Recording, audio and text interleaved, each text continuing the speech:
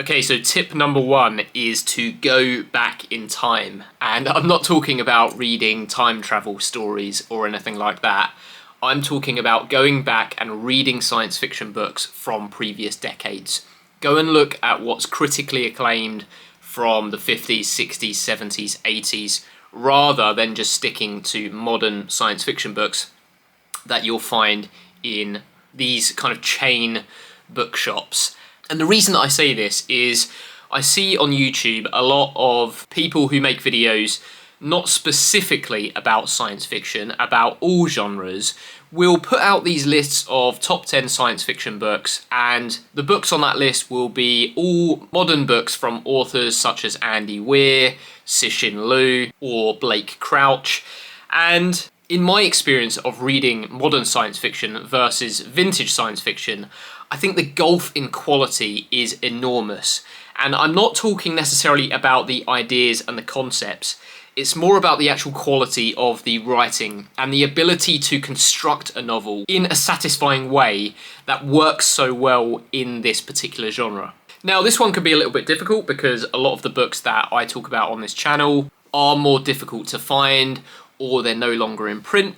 But I think a really good place to start is the Golank's SF Masterworks series, which you can find in any good bookshop, here in the UK at least. I'm not sure what it's like in other countries.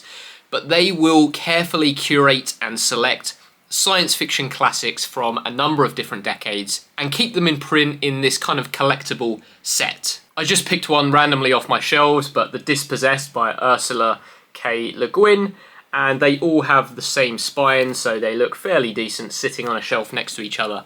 And I think this is a really good way to delve into some of the really great work of the past in this genre, stepping beyond the kind of three-body problems and the Project Hail Marys.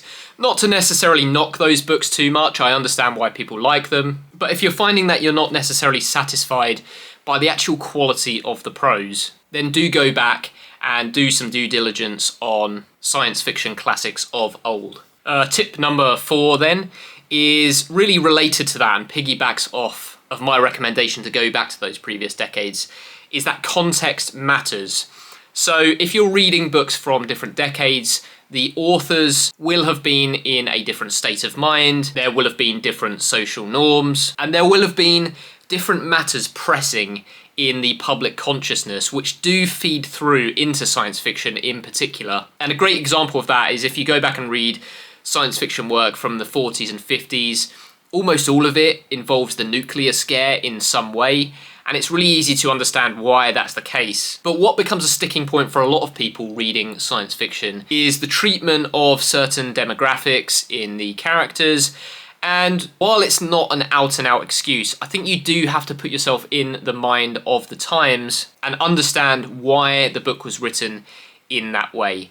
Another thing I will say, I think a lot of people get a little bit muddled in terms of what's coming through from the author's voice and what's coming through from the character's voice. You know, just because a character is being sexist, homophobic, or racist, that doesn't necessarily mean that reflects the views of the author. And I think people misconstrue this a little bit. And I see that popping up time and time again when people are discussing authors that I know for a fact have more progressive views. So again, I understand that that one is a little bit difficult to separate for some people, but if you try and do that and put yourself in the mindset of the people at the time, you will have a much more enjoyable reading experience. Number 3 then is pull at the thread.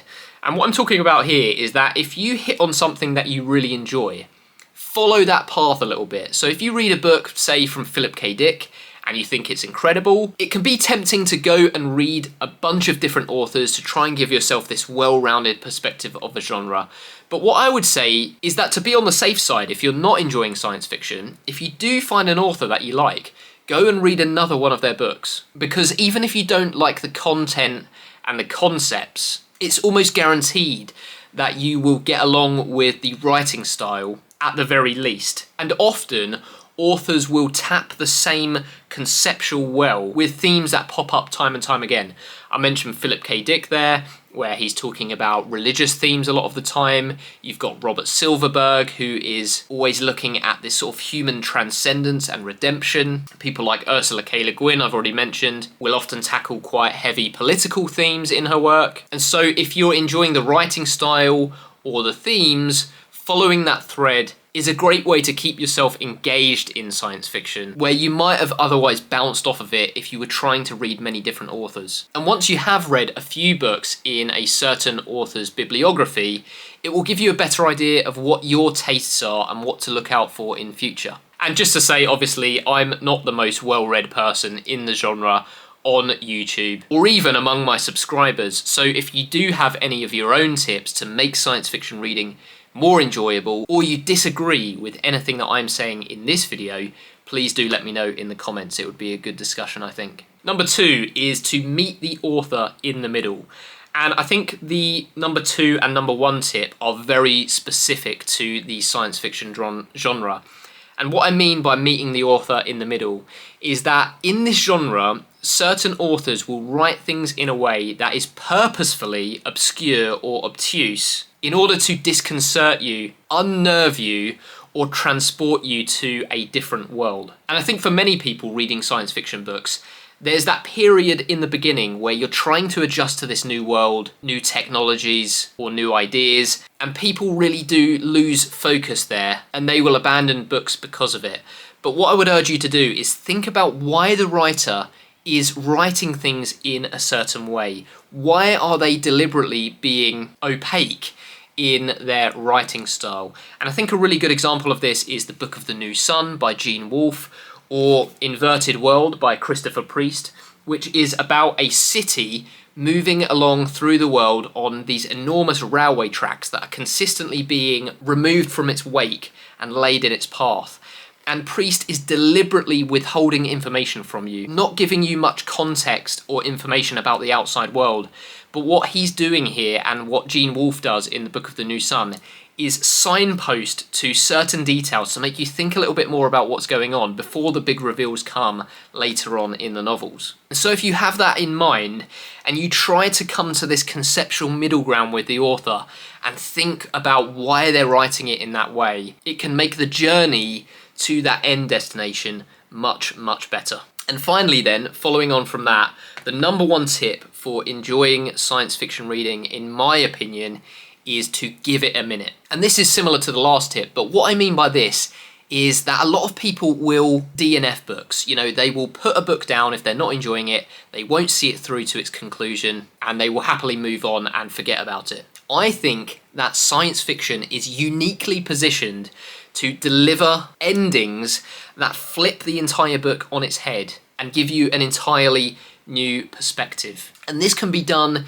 in the last chapter, or the last page, last sentence, or even the last word of a science fiction book, which will give you context about what you've just read, or frame it in a new way that gets your mind spinning. And this is a difficult sell, really, because if you're 100 pages into a 400-page book and you're just hating it, it can be really difficult to slog your way through it. And in some cases, the ending won't achieve what I've just mentioned, and it will have felt like a waste of time or a disappointing experience. But I read A Maze of Death by Philip K. Dick last year, and through the entire thing, I wasn't enjoying it, I felt confused at times, and then the very ending did flip the entire book on its head, and it gave me a whole new appreciation of it that I wouldn't have got if I would have DNF'd it. So I know that that's a really hard sell, but just understand that science fiction, more than any other genre, is in that position to deliver that experience to you. And if you've got any examples of that,